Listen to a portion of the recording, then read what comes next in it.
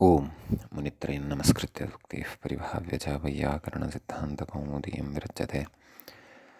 नमः सर्वेभ्यः श्रोतृभ्यः।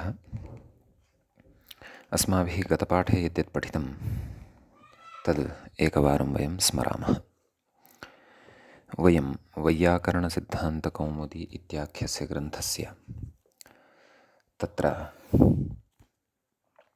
अच्सन्धिप्रकरणे भवामः। अच्सन्धिप्रकरणस्य अस्य त्रयोविंशः पाठः गतपाठः सम्पन्नः। क्षन्तव्यः 43 पाठः गतपाठः सम्पन्नः। तस्मिन् पाठे एङिपररूपम् इति सूत्रस्थं विचारं वयं दृष्टवन्तः। तत्र तत्सूत्रं प्रति वासुप्यापिशलेः इत्यस्मात् सूत्रात् वासुपि इत्यनयोः पदयोः अनुवर्तनं विधाय कथं वाक्यभेदेन तत्र सूत्रार्थः कर्तुं शक्यते इति विषयः अस्माभिः तत्र दृष्टः। तेन विकल्पेन कथम् अस्माभिः पूर्वरूपं कर्तुं शक्यते, पक्षे वृद्धिः अपि वक्तुं शक्यते इति। उपैडकीयति उपैडकीयति इति रूपद्वयस्य सिद्धिः कृता। एवमेव प्रौघीयति प्रोघीयति प्रौघीयति इत्यपि रूपद्वयं साधितम्। ततः वार्तिकं पठितम्। एवे चानियोगे नाम अकारात् परतः अवर्णात् परतः एव इति तत्र अनवधारणे अर्थे प्रयुक्तः भवति यदि शब्दः अथवा एव इति अव्ययं, तदापि पूर्वपरयोः स्थाने पररूपमेव भवति, क्वेव भोक्ष्यते इति प्रयोगः दृष्टः। यत्र तु अनियोगो न भवति अर्थात् अनवधारणं न भवति, परन्तु नियोग एव भवति अर्थात् अवधारणमेव भवति, तत्र वृद्धिः भवति। अतः तवैव इति उच्यते, तवैव भोक्ष्यसे इति उच्यते। एवञ्च तत्र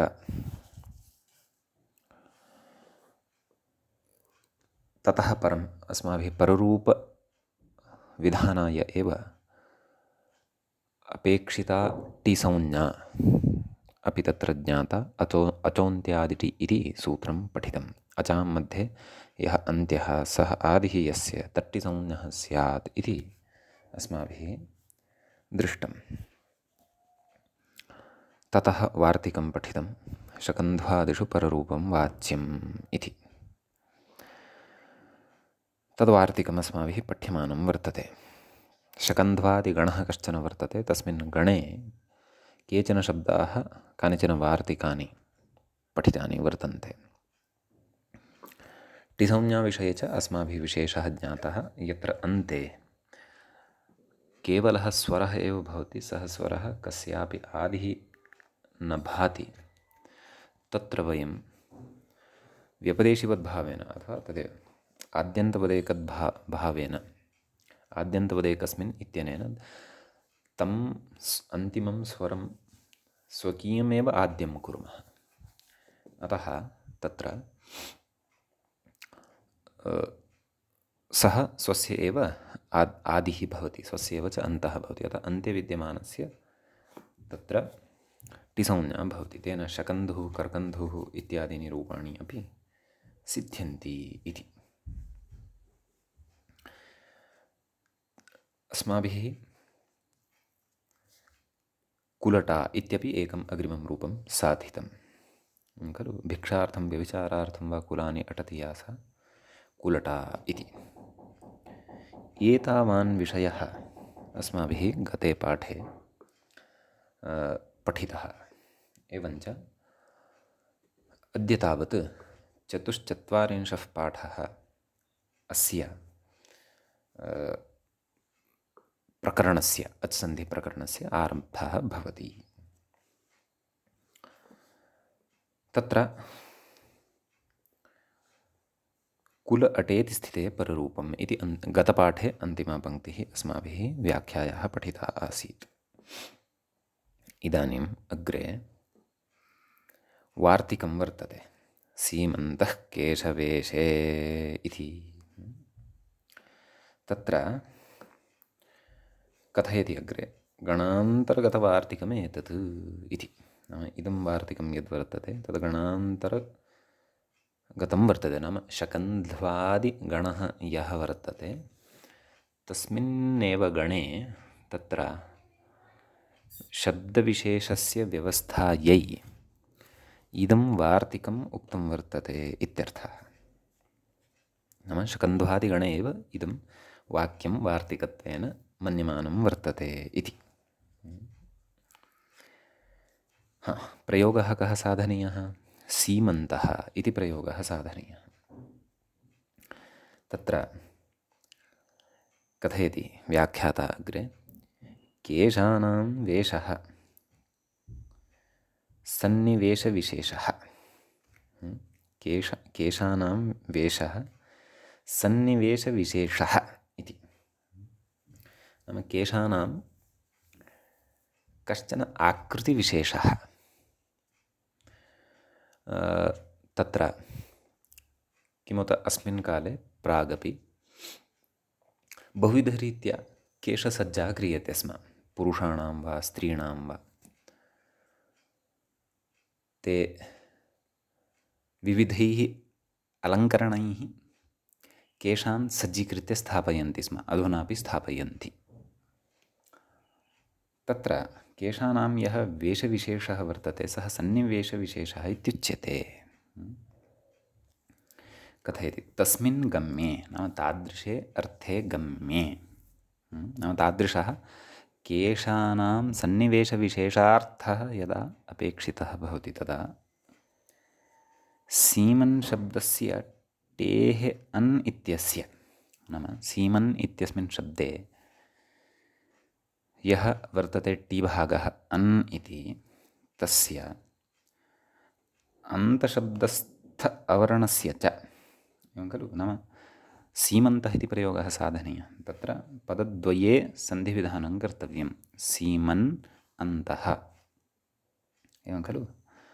कस्मिन् अर्थे? केशानां सन्निवेशविशेषार्थे। अतः सीमन् अन्तः। तर्हि कथयति, अन्तशब्दस्थ अवर्णस्य च स्थाने पररूपम् इत्यर्थः। नाम अन् सीमन् सीमन् अन्त इत्यवस्थायां सीमन् इत्यत्र यः वर्तते अन्, अन्तः इत्यत्र च वर्तते यः अकारः, तयोः द्वयोः अपि स्थाने पररूपं, परस्य रूपं किम्? अ इति। अन्तः, अन्त इत्यत्र विद्यमानः अपरः, नाम अवर्णः परवर्णः इत्यर्थः। अतः द्वयोः अपि स्थाने तत्र पररूपत्वेन अ इत्येव भवति इत्यर्थः। अतः सीमन्त एवं सीम अन्त सीमन्त इति तत्र रूपं सिद्ध्यति इत्यर्थः। तत्र कथयति अग्रे, आदित्यनुवृत्तौ तु न इदं सिद्ध्येत् इति। तत्र यथा आत्, आद्गुणः इत्यस्मात् आत् इत्यस्य अनुवृत्तौ सत्यां शकन्धुः, कर्कन्धुः, कुलटा इत्यादीनि रूपाणि कदाचित् सिद्ध्येयुः, परन्तु सीमन्तः केशवेषे इत्यत्र पररूपं न सिद्ध्येत्। कुतः? यतः सीमन् इत्यस्य शब्दस्य अन्ते अकारस्तु नास्ति एव। अतः आदुगुणः इत्यस्मात् आत् इत्यस्य अनुवर्तनेन अत्र प्रयोजनं नास्ति। नाम सर्वाणि अपि रूपाणि अत्र न सिद्ध्यन्ति इत्यर्थः। एवं किल इति स्पष्टतार्थम् उक्तवान् ग्रन्थकारः। अग्रे कथयति, सीमान्तोऽन्यः इति मूले उक्तवान् खलु, पश्यन्तु, सीमान्तोऽन्यः कथयति, ग्रामान्तप्रदेशः इत्यर्थः। नाम कश्चन ग्रामः वर्तते, तस्य ग्रामस्य अन्तिमः कश्चन प्रदेशः यः अस्ति सः सीमान्तः इत्युच्यते। सीमारेखा इति उच्यते खलु, वयम् आङ्ग्लभाषायां कथयामः बार्डर् इति। तत्र तादृशसीम्नः अन्तभागः यः वर्तते सः विवक्षितः यदि तर्हि तु सीमान्तः इति प्रयोगः भवति। तत्र सीम्नः अन्तः सीमान्तः, सीम्नः अन्तः इति विग्रहः भवति, सीमन् अन्त इति अलौकिकविग्रहः भवति। तत्र सीमन् इत्यत्र विद्यमानः यः नवर्णः तस्य नकारस्य लोपः भवति, सीम अन्त। ततः अकस्सवर्णदीर्घः इत्यनेन सवर्णदीर्घे सति सीमान्त, सुप्रत्ययः सस्यरुत्तविसर्गति सीमान्तः इति प्रयोगः सिद्ध्यति। केशसन्निवेशविशेषार्थे तु सीम्नः अन्तः विग्रहः एवमेव, परन्तु सवर्णदीर्घो न भवति, पररूपं भवति इति। अतः सीमन्तः नाम तदेव वयं केशानां सज्जीकरणसमये मध्ये एकां तत्र मध्ये अस्माकं शिरसि ये केशाः वर्तन्ते तान् केशान् मिथः ते केशाः लग्नाः भवन्ति तान् पृथक् कुर्मः। मध्ये एकं रिक्तं मार्गविशेषं निर्मामः शिरसि। तस्मिन् मार्गविशेषे अस्माकं शिरसः चर्म अपि दृश्यते, सः वस्तुतः सन्निवेशविशेषः एव इति। तादृशः यः अर्थः विवक्षितः भवति तस्मिन् अर्थे विवक्षिते तु तत्र पररूपमेव भवति, सवर्णदीर्घो न भवति इति अत्र अवगन्तव्यम्। इति गणे विद्यमानस्य कस्यचित् वार्तिकस्य अर्थः ज्ञातः, अथवा वार्तिके अर्थविशेषम् उक्त्वा तत्र शब्दविशेषे पररूपकार्यं यदुक्तं वर्तते सीमन्तः इत्यत्र तदस्माभिः ज्ञातम्। ततः अग्रिमः प्रयोगः वर्तते मनीषा इति कथयति व्याख्याता।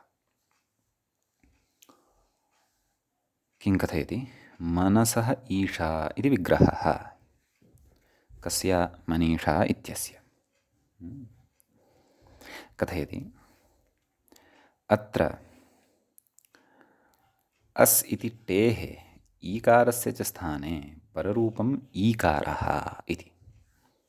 अस् क्वा अस्ति, ई च क्वा अस्ति इति चेत् तद् विग्रहं दृष्ट्वा ज्ञास्यते। मनसः ईशा मनीषा इति खलु उच्यते।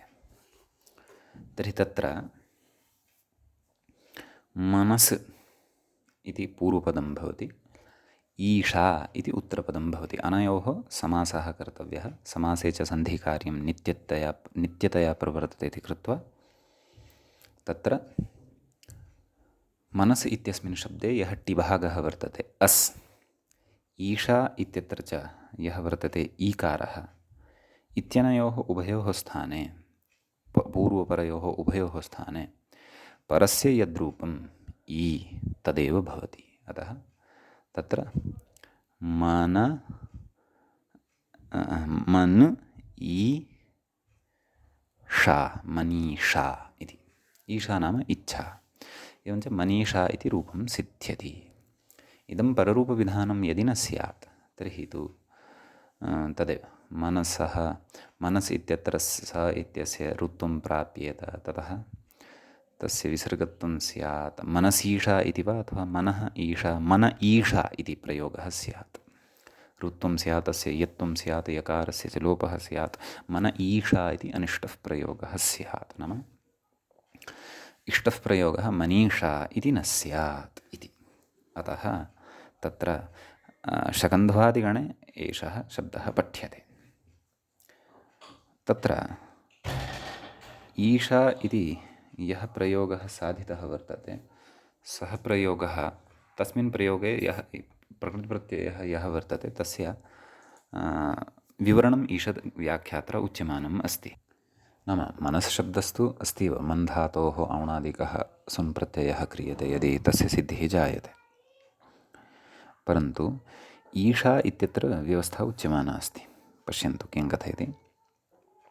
ईशगतौ इति धातुः भवति, गुरोश्च हलः इति कथयति। इत्यनेन सूत्रेण अप्रत्ययः भवति खलु। तत्र इश अ इति कथयन्नस्ति व्याख्याता। नाम इषगतौ इति धातोः इत्यस्मात् धातोः गुरोश्च हलः इत्यनेन अप्रत्ययः स्यात्। परन्तु गुरोश्च हलः इति सूत्रं किं कथयति इति विचारयामः चेत् हलन्तः यः धातुः गुरुमान्, नाम सः धातुः हलन्तः अपेक्षितः। ईषधातुः हलन्तः अस्ति। तत्र अकारः इतसंज्ञकः भवति, षकारः एव अन्ते तस्य श्रूयते। तत्र परन्तु सः धातुः गुरुमान् न दृश्यते, एवं खलु। तस्मिन् तु गुरुवर्णः कोऽपि नास्ति, इ इति ह्रस्वः वर्तते। अतः कथम् ईश गतौ इति धातोः अप्रत्ययः भवितुम् अर्हति इति जिज्ञासा जायते। आम्, ईश इति धातुः यः वर्तते, यत्र ईकारः वर्तते, तस्मात् तु अप्रत्ययः भवितुम् अर्हति। अतः दीर्घः गुरुमान् यदि धातुः ईश् इति गृहीतः तर्हि तु टापि सति तत्र ईशा इति प्रयोगः शक्यः साधयितुं। समीचीनम्। एवं तर्हि ह्रस्व इवर्णयुक्तात् इष इति धातोः प्रकृते अप्रत्ययः चिन्त्यः। अस्तु, कदाचित् विधानान्तरम् अत्र स्यात् न ज्ञायते, परन्तु सद्यः तु अत्र गुरोश्च हलः इत्यस्य प्रवृत्तिः ईश इति धातोः न स्यात् इति भाति। ईश इति धातोः तु भवितुम् अर्हति। भवतु नाम, वस्तुतः तत्र अन्यत्र विद्वद्भिः एषः ईशा इति प्रयोगः तत्र ईश इति धातोः कप्रत्यये सति ततः टापि सति साधितः वर्तते। अस्तु, ईश इति धातुः स्वीकृतश्चेदपि ततः गुरोश्च हलः इत्यनेन अ इति प्रत्ययः, कृतप्रत्ययः ईश अ इति लभ्यते। ईश अ इत्यवस्थायां ततः टाप् प्रत्ययः ईश आ मेलनेन ईशा इति प्रयोगः सिद्धः भवति। तत्र कथयति तत्र मनीषा इत्यस्य अर्थविवरणं कुर्वन् कोशस्य उदाहरणं यच्छति। बुद्धिर्मनीषा इत्यमरः, नाम बुद्धेः एव नामान्तरं तत्र मनीषा भवति इति अमरकोशे उक्तम् अस्ति इत्यर्थः। अग्रे कथयति हलीषा इति, नाम उदाहरणमस्ति मूले। तत्र आदौ अर्थस्यैव विवरणं करोति। किम्? ईशा लाङ्गलदण्डः स्यात् इत्यमरः हलस्य ईशा इति विग्रहः, एवं खलु। इत्यमरः एतदनन्तरं भवन्तः पूर्णविरामं स्थापयितुं शक्नुवन्ति यदि टीकायां नास्ति। मम नास्ति, अतः स्थापितवान्। लाङ्गलः ज्ञायते किल, हलः इति एकः भवति, हल् न, सः न, नाम प्रत्याहार रूपः हल् इति न च तत्र हल् इति धातुः अपि अत्र अस्ति। धातुपाठे हल् इति धातुः अपि वर्तते। अयं तु अकारान्तशब्दः। कः? हलीशा इत्यत्र यः विद्यमानः वर्तते हल इति। तत्र हलस्य ईशा इति विग्रहे अस्माभिः सन्धिकार्यं कर्तव्यं वर्तते। हल ईशा इत्यनयोः मध्ये इत्यर्थः। तत्र ईशा लाङ्गलदण्डार्थे अपि प्रयुज्यते। पूर्वं तु ईशा इत्यस्य इच्छा इत्यपि अर्थः वर्तते, अथवा मनस् ईशा इत्यनयोः उभयोः मेलनेन बुद्धिः इत्यपि अर्थः गम्यते। प्रकृते हल ईशा इत्यवस्थायां वस्तुतः पूर्वपरयोः वर्णयोः स्थाने गुणवर्णः प्राप्तः भवति। सः कः? ए इति भवति सः गुणवर्णः। अतः हलेशा इति प्रयोगः स्यात्। परन्तु हलेशा इति प्रयोगः नापेक्षितः। प्रयोगस्तु हलीशा इत्येव अपेक्षितः इति कृत्वा हल ईशा इत्यनयोः पररूपं भवति। उभयोः अकार ईकारयोः स्थाने इ इत्येव आयाति, हलीषा इति रूपं सिद्धं भवति। ततः अग्रे किं कथयन् अस्ति व्याख्याता तत् पश्यामः। करिकलभ इतिवत् पुनरुक्तिः समाधेया इति।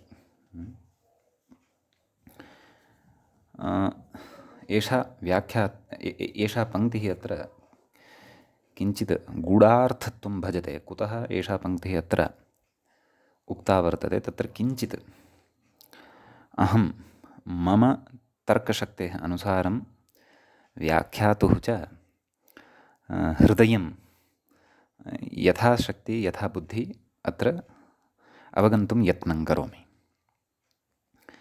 पश्यन्तु, गतम् उदाहरणम् अस्माभिः साधितं मनीषा इति।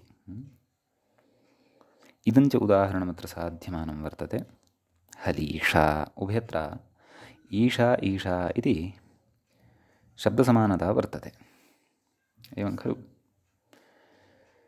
अतः अत्र पुनरुक्तिं यदि वयं पश्यामः तर्हि सा पुनरुक्तिः ईशा इति शब्दस्य उदाहरणद्वये प्रतिभाति।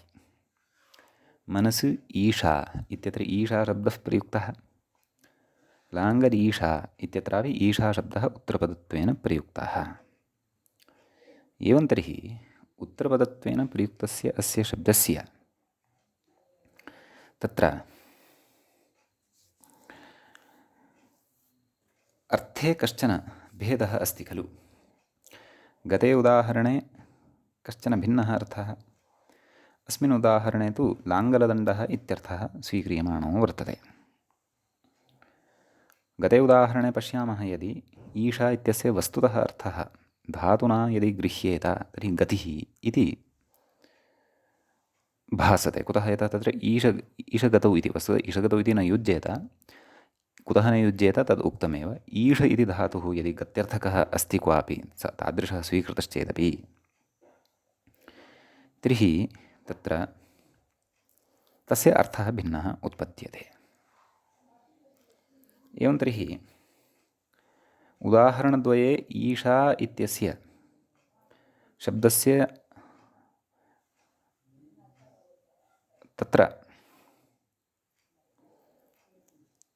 पुनरुक्तिः या दृश्यमाना वर्तते सा पुनरुक्तिः, अथवा ईशा इति शब्दे परतः पररूपविधानस्य या पुनरुक्तिः दृश्यमाना वर्तते सा करिकलभ इति प्रयोगवत् समाधेया अत्र इत्यर्थः। तत्र यावदहम् अवगच्छामि, करिन् शब्दः नकारान्तः, करः अस्य अस्ति इति करिन् गजार्थे प्रयुज्यते। करी करिणौ करिणः इत्येवं रूपाणि भवन्ति। कलभशब्दोऽपि तत्र क्वचित् गजार्थे वर्तते, क्वचित् उष्ट्रसिंहार्थे अपि वर्तते।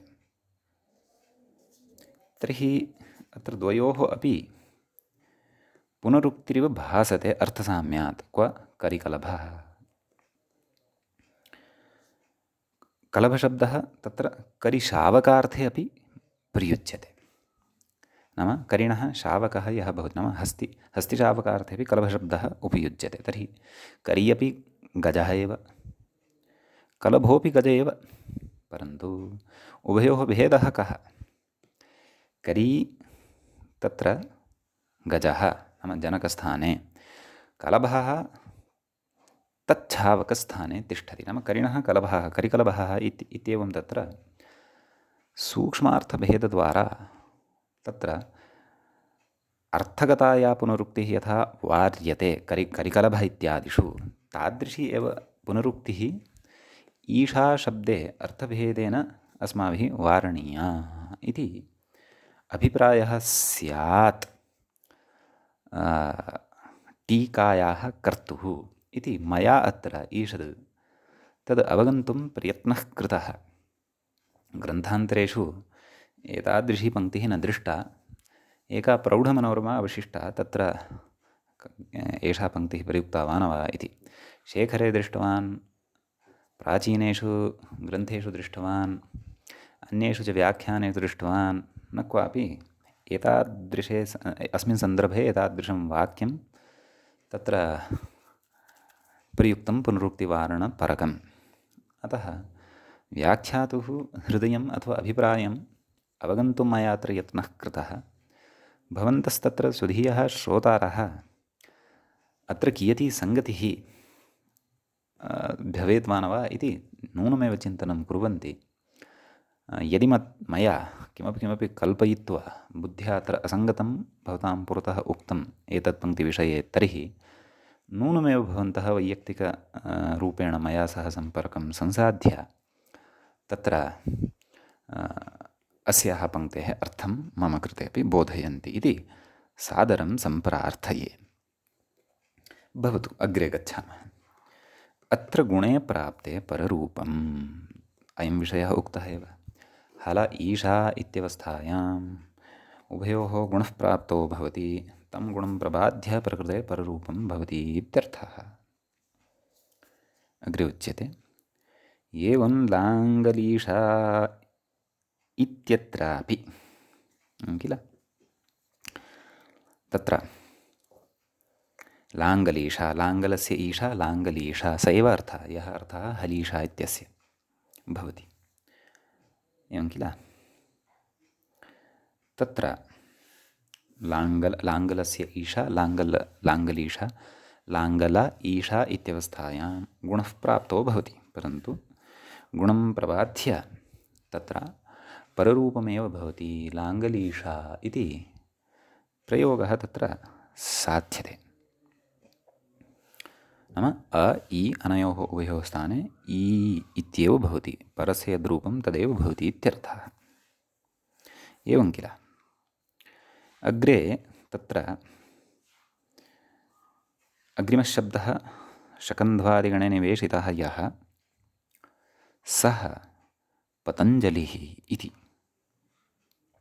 पश्यन्तु, तत्र तस्य विग्रहः उच्यते। पतन् अञ्जलिः यस्मिन् नमस्कार्यत्वात् इति विग्रहः। अतीव उत्तमः विग्रहः प्रदर्शितः वर्तते। पतन् अञ्जलिः यस्मिन् नमस्कार्यत्वात्, नाम कश्चन महापुरुषः तादृशः वर्तते, वेदव्याख्याता, वेदाङ्गव्याकरणव्याख्याता, महर्षिः, ऋषिः, तत्र व्याकरणस्य त्रिमुनि यद्वर्तते तस्मिन् तृतीयस्थानापन्नः, अत्यन्तं प्रामाणिकः, अन्त्यं प्रामाण्यं यस्य शब्दजगति स्वीक्रियते, तादृशः महर्षिः पतञ्जलिः, तस्य नाम्नः विग्रहः। नाम तं दृष्ट्वा एव अस्माकम् अञ्जलिः तस्य कृते नमस्कारं कर्तुं पतन् भवति, अर्थात् अस्माकं हस्ताञ्जलिः नमस्कारमुद्रां प्राप्नुवन् भवति, तस्य कृते नमस्कारं कृत्वा नमस्कारं कर्तुं। तादृशः अयम् अस्माकं ऋषिः पतञ्जलिः इति भवति। तर्हि तत्र पतन् अञ्जलिः इति लौकिकविग्रहः क्रियते। अलौकिकविग्रहे अत्र शब्दस्थितिः पतत् अञ्जलिः इति भवति। पतत् अञ्जलिः इत्यवस्थायां पतत् इत्यत्र यः अत् इति टिभागः वर्तते, परतश्च अञ्जलिः इत्यस्य आद्यः स्वरः अ इति वर्तते, अनयोः द्वयोः अपि स्थाने तत्र पररूपं भवति, अ इत्येव भवति। अतः पत् अञ्जलिः मेलनेन पतञ्जलिः इति प्रयोगो भवति सिद्धः। तदेव अग्रे कथयन्नस्ति। अत्र अत् इति टेः, नाम अत् इति यः टिभागः वर्तते तस्य अकारस्य च स्थाने पररूपम् अकारः, पररूपमेकादेशः अकारः भवति इत्यर्थः। समीचीनम्। एवञ्च अयं प्रयोगः भवति तत्र सिद्धः। अग्रे प्रकारान्तरेण पतञ्जलिः इत्यस्य व्याख्यानम् अपि कथयति। केचित्तु इति कथयन्ति। गोनर्दाख्यदेशे कस्यचिद् ऋषेः, नाम गोनर्दाख्यदेशः उत्तरेषु एव सम्भवति। ऐतिह्यं तत्र यदि पश्यामः, गोनर्दीयः नाम महाभाष्यकारः। तस्मिन् देशे कस्यचिद् ऋषेः सन्ध्योपासनसमये कश्चन ऋषिः सन्ध्योपासनं कुर्वन्नासीत्। तत्समये अञ्जलेः निर्गत् यः सः पतञ्जलिः इति ऐतिह्यात् अञ्जलेः पतन् इति विगृह्णन्ति इति विग्रहं कुर्वन्ति इति। नाम सः सन्ध्योपासनं कुर्वन्नासीत्। कश्चन ऋषिः सन्ध्योपासनसमये सूर्योपस्थानादिकरणवेलायां तेन अञ्जलिः निर्मितः आसीत्। तस्मिन् अञ्जलौ सर्पाकारः सः ऋषिः पतितः इति अपि केचित् कथयन्ति। न सर्वे कथयन्ति इत्यत्र अवधानं कर्तव्यं। केचित् कथयन्ति इति। तत्र अञ्जलेः पतन् इति विग्रहे कर्तव्ये, नाम अञ्जलौ सः आदौ पतितः, ततः अपि सः अधः पतन् अस्ति इति विग्रहे मयूरव्यञ्जकादित्वात् समासः, नाम प्रकृते समासः न सम्भवति इति कृत्वा मयूरव्यञ्जकादयश्च इत्यनेन सूत्रेण तत्र समासः उच्यते इति। नाम यावन्ति सूत्राणि समासविधानाय उक्तानि समासप्रकरणे तैः समासो न सम्भवति अत्र। अतः मयूरव्यञ्जकादिगणः कश्चन तादृशः कृतः यत्र तादृशानि पदानि निवेश्यन्ते येषु समासो न सम्भवति इति केचन कथयन्ति। अत्रापि लोके कश्चन विवादस्य विषयः वर्तते। अत्र किञ्चिदिव वदामि। केचन कथयन्ति पतञ्जलिः कटेः ऊर्ध्वं, नाम पतञ्जलिः यः आसीत् तस्य शरीरं कटेः ऊर्ध्वं मानवाकारं, कटेः अधः सर्पाकारं शरीरम् आसीत्। अत्र तु ऐतिह्यं किम् अथवा वर्तते चेदपि तस्य प्रामाण्यं कियत् वर्तते, तस्य प्रामाण्यं कस्यां कोटौ तिष्ठति, केषाञ्च कोटौ तिष्ठति इत्यत्र अस्ति विचारविमर्शस्य अपेक्षा। केचन तु एताम् अवधारणां नामनन्ति। तत्र स्वविषये अपि अहं सर्पः अस्मि इत्यादि विषयः महति महाभाष्ये ग्रन्थे ऋषिणा पतञ्जलिना स्वयं नोक्तः। सः आत्मानं गोनर्दीयस्त्वाः इति साक्षात् कथयति। नाम अहं गोनर्दीयः अस्मि, गोनर्दग्रामाख्यः अस्मि इति कथयति। परन्तु अहं कटेः अधः सर्पः अस्मि इति तेन महाभाष्ये स्वविषये नोच्यते। अन्येषु ग्रन्थेषु तु पर्याप्ततया अन्यैः अर्वाचीनैः एतादृशं तस्य स्वरूपं वर्णितं वर्तते। केचन तु भोः तथा नास्ति, सः आकृत्या पुरुषाकृतिमान् एव आसीत्, ऋषिरासीत्। तादृश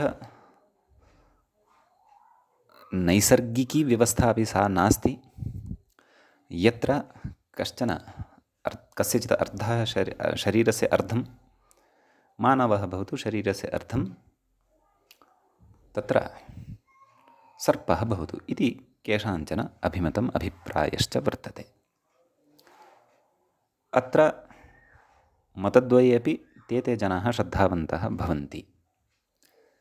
अतः येषां तावत् तत्र यस्मिन् मते श्रद्धा वर्तते अथवा प्रामाण्यं वैज्ञानिकता च दृश्यते, ते जनाः तन्तं पन्थानम् आश्रयितुं शक्नुवन्ति इत्यत्र सन्ति ते ते विचारकाः स्वतन्त्राः इत्येतावदेव उक्त्वा अहम् इदानीम् अग्रे सरामि। तत्र अग्रे कथयति, गणसूत्रं वर्तते। कथं वर्तते? सारङ्गः पशुपक्षिणोः इति। तत्रोच्यते सारङ्गः इति योऽयं शब्दः वर्तते, तत्र इदानीं पररूपविधानं भवति, परन्तु अर्थविशेषे। आदौ अस्य गणसूत्रस्य भवन्तः तत्र पदच्छेदमेव पश्यन्तु। सारङ्गः इति प्रथमान्तं पदं, पशुपक्षिणोः, पशुश्च पक्षिश्च क्षन्तव्यः, पशुश्च पक्षी च, पशुपक्षिणौ तयोः, पशुपक्षिणोः इति तत्र विग्रहः प्रदर्श्यते। एवं खलु? व्याख्याता कथयति, क्षन्तव्यः, पदच्छेदः मया दर्शितः। पदच्छेदे नाम गणसूत्रे विद्यमाने पशुपक्षिणोः इत्यत्र विद्यमानः विग्रहः मया प्रदर्शितः। अस्तु, इदानीं व्याख्यातारम् अनुसरामः। सः किं कथयति? कथयति, इदमपि गणान्तर्गतं वार्तिकं, गणस्य अन्ते पठितमिदं वार्तिकं वर्तते, परन्तु उपरि तु गणसूत्रत्वेन नाम कोष्ठके मूले गणसूत्रत्वेन व्यवहारः दृश्यते। कथयति, भाष्ये तु न दृश्यते, नाम गणपाठकारेण एव, पाणिनिना एव इदम् उक्तं वर्तते। भाष्ये इदं गणसूत्रम् अथवा वार्तिकं न दृश्यते इति उच्यते। अग्रे कथयति, सारशब्दः उत्कृष्टे इति। नाम प्रकृते यः सारशब्दः वर्तते, सारङ्ग इति, सारङ्गः इति खलु प्रयोगः साधनीयः अस्ति अत्र अस्माभिः। तत्र सारशब्दः उत्कृष्टार्थे प्रयुक्तः वर्तते। तत्र कोशप्रामाण्यं यच्छति। सारो बले स्थिरांशे च न्याय्ये क्लीबेऽम्बरे त्रिषु इत्यमरः, एवं रीत्या अमरकोशे उक्तं वर्तते इत्यर्थः। एवं तर्हि उच्यते, साराणि अङ्गानि यस्य इति विग्रहः। कस्य? सारङ्गः इति साध्यमानस्य रूपस्य विग्रहः एवं भवति इत्यर्थः। साराणि अङ्गानि यस्य इति विग्रहः उच्यते। बहुव्रीहिसमासः। तत्र समासप्रक्रियायां लौकिक अलौकिक इत्यादि लौकिकालौकिकविग्रहप्रदर्शनपूर्वकं सार अङ्ग इति स्थितिः अस्माकं पुरतः लभ्यते। तत्र कथयति, सार अङ्ग इति स्थिते सवर्णदीर्घे प्राप्ते, सवर्णदीर्घः प्राप्तः भवति। केन? अकस्सवर्णे दीर्घः। तत्सूत्रम् अग्रे पठिष्यते। अनेन पररूपं, नाम अनेन सूत्रेण पररूपं भवति इत्यर्थः। पूर्वपरयोः स्थाने, नाम सार इत्यत्र रेफोत्तरवर्तीयः अकारः, तत्र अङ्ग इत्यत्र विद्यमानः यः अकारः, अनयोः द्वयोः परस्य एव रूपम्, अर्थात् परः कः? अ, तस्यैव रूपं भवति, सारङ्ग इति साध्यते। तत्र कथयति, चातके हरिणे पुंसि सारङ्गबले त्रिषु इत्यमरः, क्षन्तव्यः, सारङ्गशबले त्रिषु इत्यमरः इति। नाम त्रिषु अपि लिङ्गेषु अयं शब्दः उपयुज्यते इति। अग्रे कथयति, आकृतिगणोऽयम्। एवं तर्हि सारङ्गः इत्यस्य पश्वर्थे विवक्षिते पक्ष्यर्थे च विवक्षिते एव एवं रीत्या पररूपं भवति। यदि भिन्नः कश्चन अर्थः वर्तते, यथा अहम् आत्मानमेव कथयामि, तत्र साराणि अङ्गानि वर्तन्ते मम, अतः अहं सारङ्गः नास्मि, अहं साराङ्गः अस्मि इति तत्र भेदः ज्ञातव्यः। कुतः? यतः अहं न पशुः, न चाहं पक्षी, अहं तु मानवः, अतः अहं साराङ्गः न तु सारङ्गः इति। पशुविवक्षायां पक्षिविवक्षायामेव वा तत्र अस्माभिः एवं रीत्या पररूपं भवति वक्तव्यम् इति। अग्रे उच्यते आकृतिगणोऽयं नाम एष गणः आकृतिगणः वर्तते। कोऽर्थः आकृतिगणः इति चेत् तत्र कथयति आकृत्य एवं जातीयकतया निर्णेतव्यः अयं गणः इत्यर्थः। नाम एवं जातीयकतया आकृत्य अयं गणः निर्णेतव्यः। नाम एवं जातीयकतया नाम नाम एवं जातीयाः ये शब्दाः, किं जातीयाः ये शब्दाः अस्मिन् गणे अस्माभिः पठिताः अधुनैव। शकन्धुः, कर्कन्धुः, मनीषा, लाङ्गलीषा। नाम यत्र अन्यत् किमपि भिन्नमेव तत्र सन्धिकार्यं प्राप्नुवत् भवति, परन्तु तत्सन्धिकार्यं तत्र वस्तुतः न दृश्यते। यथा सवर्णदीर्घः कर्कन्धुः, शकन्धुः अथवा मनीषा इत्यत्र यलोपसन्धिकार्यं ऋत्वादिकार्यं तन्न दृश्यते, पररूपमेव दृश्यते। तर्हि एतादृशी पररूपव्यवस्था येषु शब्देषु भवति दृश्यमाना, ते अन्येपि शब्दाः ये शब्दाः अत्र साक्षात् गणे न पठिताः, ते शब्दाः अत्र गणे अन्तर्भाव्याः। वस्तुतः मया पूर्वमुक्तं खलु गणपाठकारः नैव, इदं तु वार्तिकमेव अस्ति। किं शकन्ध्वादिषु पररूपं वाच्यम्, इदं वार्तिकं वर्तते। अतः वार्तिककारस्य इदं वचनमिति कृत्वा सूत्रकारस्य एषा रचना नास्ति। अतः अस्मिन् नाम शकन्ध्वादिगणे यानि सूत्राणि पठितानि तेषां सूत्राणाम् अतः एव कैश्चित् वार्तिकत्वेन व्यवहारः क्रियमाणः स्यात् इत्यपि तत्र भवितुम् अर्हति। भवतु, सः कश्चन विषयः उक्तः। प्रकृतमनुसरामः। नाम एतद् आकृतिगणः नाम कः इति अत्रैव स्पष्टः कर्तव्यः विषयः। यतः अग्रे बहुत्र तत्तद्गणस्य आकृतिगणत्वात् व्यवहारो भविष्यति। समीचीनम्। एवं तर्हि तदेव किमुक्तं नाम ये शब्दाः अस्मिन् गणे पठिताः दृश्यन्ते तावन्त एव शब्दाः अस्मिन् गणे वर्तन्ते इति न, परन्तु अन्येषामपि शब्दानाम् अत्र अन्तर्भावः भवितुम् अर्हति। अतः परन्तु कीदृशानां शिष्टैः प्रयुक्तानाम् आर्षशब्दानाम् एव अत्र अन्तर्भावः अस्माभिः कर्तव्यः, एवं खलु। अतः तत्र तादृशः एव कश्चन अन्यः प्रयोगः दृश्यते, मार्तण्डः इति। परन्तु ततः पूर्वम् इतोपि आकृतिगणविषये एकया पङ्क्त्या स्पष्टीकरणं कथयन् अस्ति। पश्यतु किं कथयति।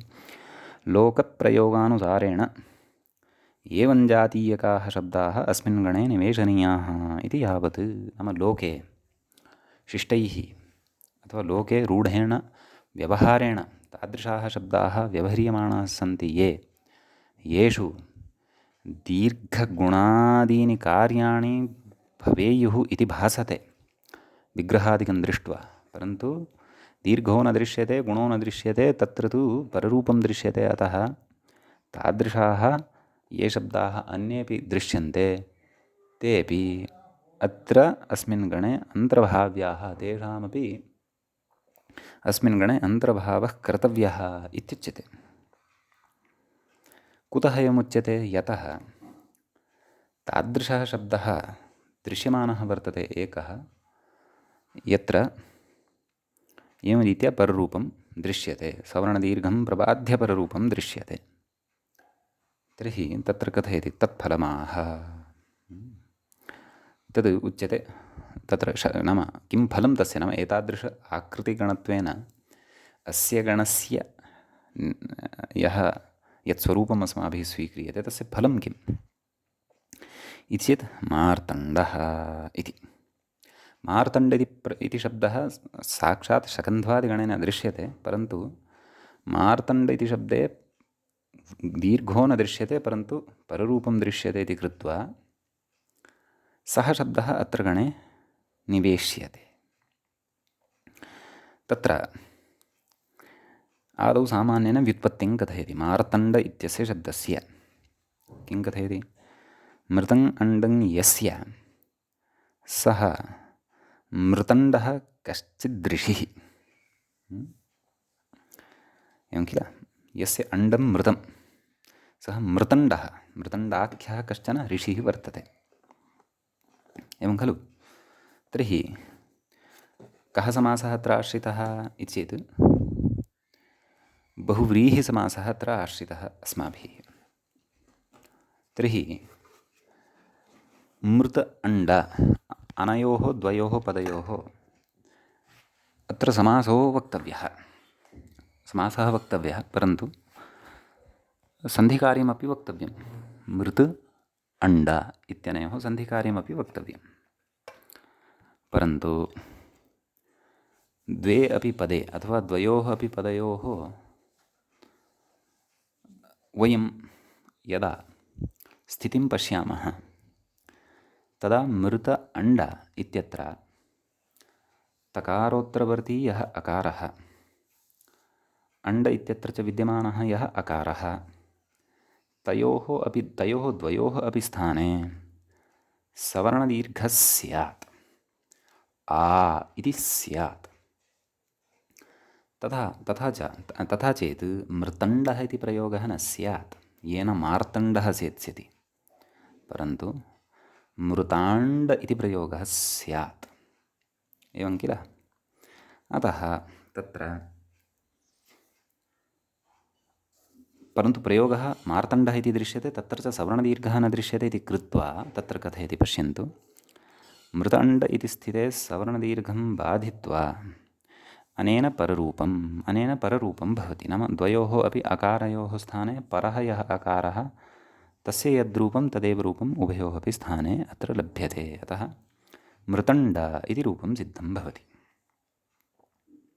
ततः अग्रे उच्यते, ततः अपत्ये अणि मार्तण्डः, नाम अपत्यार्थे अत्र अणि सति मार्तण्डः इति प्रयोगो भवति सिद्धः। नाम मृतण्डस्य अपत्यं पुमान् इत्यस्मिन् अर्थे तस्यापत्यम् इत्यनेन सूत्रेण अण इति प्रत्ययः विधीयते। अतः मृतण्ड अ आदिवृद्धिः मार्तण्ड अ। मार्तण्ड इत्यत्र डकारोत्तरवर्ती यः अकारः तस्य भत्वात् यस्य इत्यनेन सूत्रेण लोपो भवति। अतः मार्तण्ड इति शब्दात् सुप्रत्यये सति मार्तण्डः इति प्रयोगः सिद्धः भवति। एवं किल? आम्। ततः अग्रे कथयति परमार्ताण्डमास्यत्। तर्हि मार्तण्डः इति प्रयोगः कथं साधितः? पररूपं तत्र कृतं। शकन्ध्वादिगणे गणस्य आकृतिगणत्वं स्वीकृत्य तत्र मार्तण्ड इति शब्दः निवेशितः पररूपार्थम् इति अयं विषयस्तु सम्पन्नः। तत्र अग्रिमा या पङ्क्तिः अस्ति तस्यां पङ्क्तौ सवर्णदीर्घयुक्तस्य प्रयोगस्य विषये अपि चर्चा क्रियमाणा वर्तते। मार्तण्डः इति सूर्यस्य अपि नामान्तरं भवति, अन्येपि अर्थाः सन्ति, तदर्थं भवद्भिः कोशः सकृत् द्रष्टव्यः। इदानीम् अग्रे तादृशः प्रयोगः उच्यमानः वर्तते यत्र मृत अण्ड इत्यनयोः मध्ये, नाम मार्त अण्ड अथवा मृतण्ड, मूलतः तु मृतण्ड इत्येव खलु, मृत अण्ड इत्येव खलु द्वौ शब्दौ भवतः ययोः सन्धिकार्यं भवति। तत्र सवर्णदीर्घोऽपि दृश्यते, अर्थात् मार्ताण्डः इत्यपि प्रयोगः दृश्यते। तर्हि तत्र उदाहरति आदौ, नाम सः प्रयोगः क्व दृश्यते तदुक्तं परमार्ताण्डमास्यत्, परमार्ताण्डम् आस्यत् इति। अस्मिन् प्रयोगे मार्ताण्ड इति प्रयोगः दृश्यमानः वर्तते। तर्हि भवन्तः चिन्तयेयुः, भोः अधुनैव अस्माभिः मार्तण्ड इति खलु प्रयोगः साधितः, मार्ताण्ड इति प्रयोगः कथं, सवर्णदीर्घः तत्र कुतः इति चेत् तत्र उच्यते मार्ताण्डमास्यत् इति सवर्णदीर्घस्तु छान्दसः। नाम अयं तु छान्दः, नाम छन्दः प्रयोगः, छन्दसि व्यवहृतोऽयं प्रयोगः, एवं खलु। दृष्टानुविधिश्छन्दसि भवति इति वैयाकरणानां कश्चन न्यायः। छान्दसाः अर्थात् वैदिकाः प्रयोगाः ये तावद् वर्तन्ते ते सर्वेपि व्याकरणेन नियमयितुं शक्याः इति नास्ति। आम्, यावत् शक्यं ऋषिणा प्रयत्नः कृतः तदर्थं, परन्तु कियान् वा शब्दराशिः अनुशासितुं शक्यः, तत्र कियत्यः शाखाः वर्तमाने उपलभ्यन्ते, कियत्यश्च शाखाः विलुप्ताः वर्तन्ते इति स्वयमेव भाष्यकारः महाभाष्यस्य आद्ये पस्पशाह्निके कथयति। पाणिनेः काले अपि किं सर्वाः अपि वेदस्य शाखाः समुपलब्धाः स्युः इति वक्तुं शक्नुमः वा? न खलु। श्रुतिपरम्परा आसीत्, तत्र मानवस्य एव प्रमादवशात् शाखानां महान् कश्चन भागः विलुप्तः वर्तते। वर्तमाने याः शाखाः लब्धाः वर्तन्ते ते तु वैदिकानां तपसां कारणादेव, श्रुतिपरम्परायाः क्वचित् प्राबल्यकारणादेव। एवं तर्हि छन्दसि मार्ताण्डः इत्यपि प्रयोगः क्वचित् व्यवहृतः,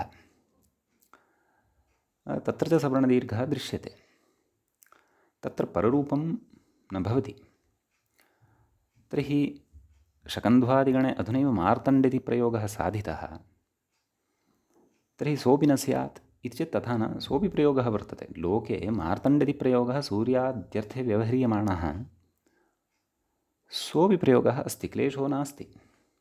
परन्तु वेदे सवर्णदीर्घः यदि अस्ति दृश्यमानः, तर्हि मार्ताण्ड इति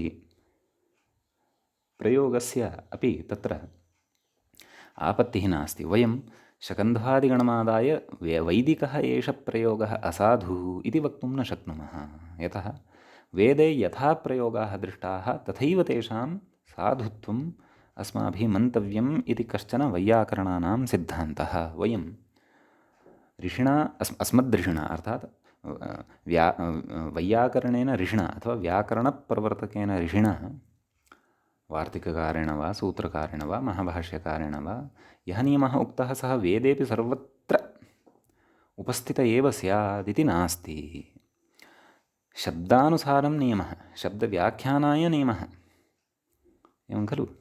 न तु शब्दनिर्माणाय नियमः, शब्दस्य अन्वाख्यानाय नियमः, न तु शब्दनिर्माणाय नियमः इति भेदः कश्चन तत्र अस्माभिः पूर्वमपि उक्तः, अत्रापि उच्यमानः वर्तते। अग्रे अग्रे इतोपि स्फुटः सः भेदः भविष्यति। अर्थात् व्याकरणेन शब्दाः न निर्मीयन्ते, परन्तु अनादिकालाद् यः शब्दराशिः लोके वेदे वा व्यवह्रियमाणः वर्तते, संस्कृतशब्दराशिः, तच्छब्दराशेः अन्वाख्यानम् अर्थात् व्युत्पादनम् अर्थात् प्रकृतिप्रत्ययविभागेन संरक्षणं क्रियते इत्यर्थः।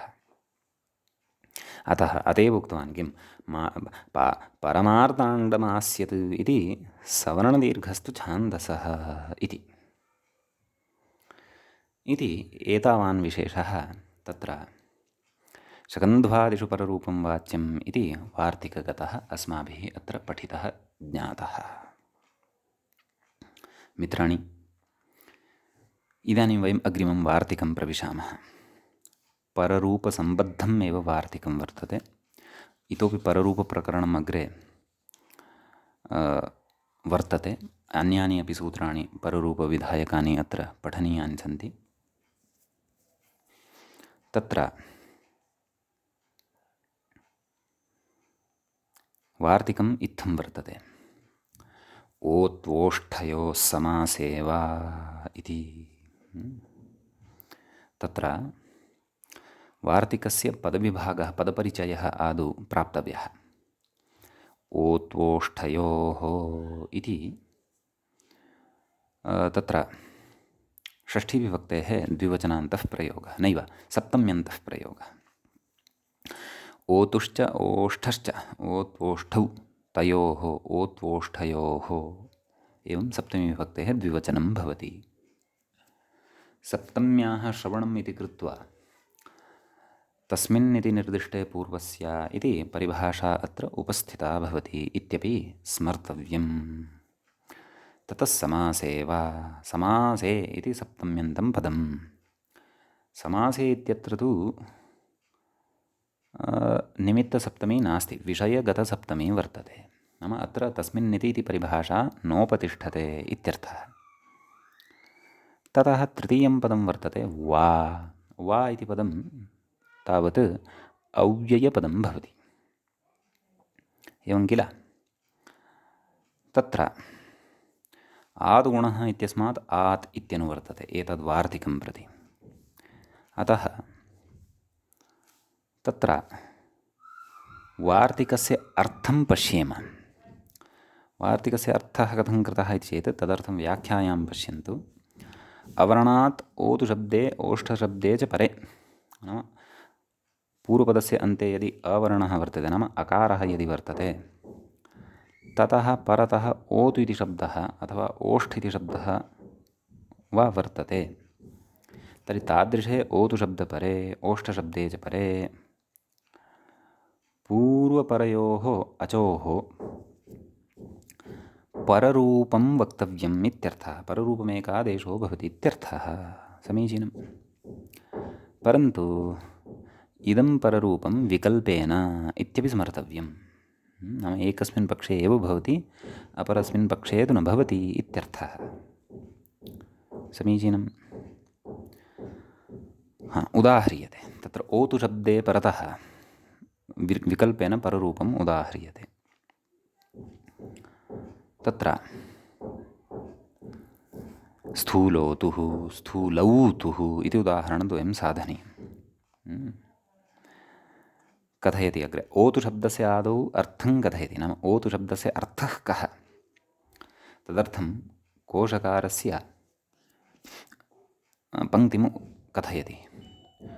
ओतुर्बिडालो मार्जारः इत्यमरः। नाम ओतुर्नाम बिडालः, बिडालः अथवा मार्जारः इति अमरकोशे तत्र ओतुशब्दस्य अर्थाः उक्ताः। प्रयोगः साधनीयः स्थूलोतुः इति स्थूलौतुः इति च। अतः तत्र कथयति स्थूल ओतुः इति स्थिते, नाम स्थूलश्चासौ ओतुश्च इति। नाम ओतु इत्यस्य विशेषणं किं? स्थूल इति शब्दः। तर्हि स्थूल ओतुः इति स्थिते वस्तुतः वृद्धिः प्राप्ता। केन? वृद्धिरेचि अवर्णात् एचि परे पूर्वपरयोः स्थाने वृद्धिरेकादेशः स्यात् इति खलु तेन उच्यते। परन्तु नित्यायां वृद्धौ प्राप्तायां प्रकृते पूर्वपरयोः स्थाने विकल्पेन पररूपं भवति। नाम स्थूल इत्यत्र यः अकारः, ओतु इत्यत्र च यः विद्यते ओकारः, तयोः द्वयोः अपि स्थाने वृद्धिर्जायते। अतः नाम पररूपं भवति, पाक्षिकं पररूपं भवति। अतः उभयोः स्थाने परं किं वर्तते? परः कः वर्तते? ओ इति वर्तते। अतः तयोः द्वयोः स्थाने ओ इत्येव भवति। अतः स्थूलोतुः इति रूपं सिद्ध्यति। अग्रे कथयति वृद्धिं बाधित्वा पाक्षिकं पररूपं भवति। पक्षे वृद्धिरपि भवत्येव खलु, यतः ओत्वोष्ठयोः समासे वा इत्युक्तम्। अतः पक्षे वृद्धिः यत्र भवति तत्र तु स्थूलौतुः, क्षन्तव्यः, स्थूलौतुः इति प्रयोगः सिद्धः भवति। नाम स्थूलः मार्जारः अथवा स्थूलः विडालः इति। मूषकान् भुक्त्वा भोजं यः स्थूलाकृतिं प्राप्तवान् अस्ति ओतुः, सः ओतुः स्थूलोतुः अथवा स्थूलौतुः इत्युच्यते। इति किमुक्तं? वृद्धिं बाधित्वा पाक्षिकं पररूपम्। एवमेव बिम्बोष्ठः बिम्बौष्ठः इति। नाम ओष्ठसमासे ओष्ठ इति शब्दे परतः अपि तत्र विकल्पेन पररूपं वक्तव्यं। बिम्बञ्चैतद् ओष्ठञ्च बिम्बश्चैषः ओष्ठश्च बिम्बोष्ठः। बिम्ब ओष्ठ इत्यवस्थायां पररूपपक्षे बिम्बोष्ठः, वृद्धिपक्षे बिम्बौष्ठः इति प्रयोगो भवति इत्यर्थः। इति उदाहरणम्। परन्तु एषा व्यवस्था समासे एव उच्यते इत्यर्थः। समासः यत्र तु नास्ति तत्र पररूपमपि न भवति, वृद्धिरेव भवति इत्यर्थः। अतः तद् उदाहरणं दीयते। तव ओष्ठः, तव ओष्ठः इति किञ्चन वाक्यं। तस्मिंश्च वाक्ये तत्र पूर्वपरयोः स्थाने वृद्धिरेव भवति, पररूपं तु न भवति। कुतः? यद्यपि तव इति अकारात् परतः ओष्ठ इत्यस्य ओ इति वर्णः वर्तते, तथापि तत्र पूर्वपरयोः स्थाने वृद्धिरेव भवति, पररूपं न भवति। कुतः? समासाभावः। अत्र समासो न भवति। अत्र तु संहितावशात् सन्धिकार्यं विवक्षया क्रियते। अतः तवौष्ठः इत्येव प्रयोगः। तवोष्ठः इति तु प्रयोक्तुं न शक्यते इत्यर्थः। इति एतावान् विशेषः तत्र उच्यते। बिम्बोष्ठ इत्यत्र उच्यते बिम्बफलवत् रक्तवर्णौ ओष्ठौ यस्य इति विग्रहः। तद् उदाहरणस्य अर्थः उक्तः तावदेव। इति एतावान् विशेषः एतद्वार्तिकगतः भवति। एवञ्च अत्सन्धिप्रकरणस्य अस्य तत्र 44 पाठः समाप्तिं गतः। अत्रैव मङ्गलं कुर्मः। मुनित्रयं नमस्कृत्य तदुक्तैः परिभाव्य च वैयाकरणसिद्धान्तकौमुदीयं विरच्यते। एवञ्च वयम् अग्रिमे पाठे 45 पाठे पुनः मिलामः। सर्वेभ्यः श्रोतृभ्यः नमः।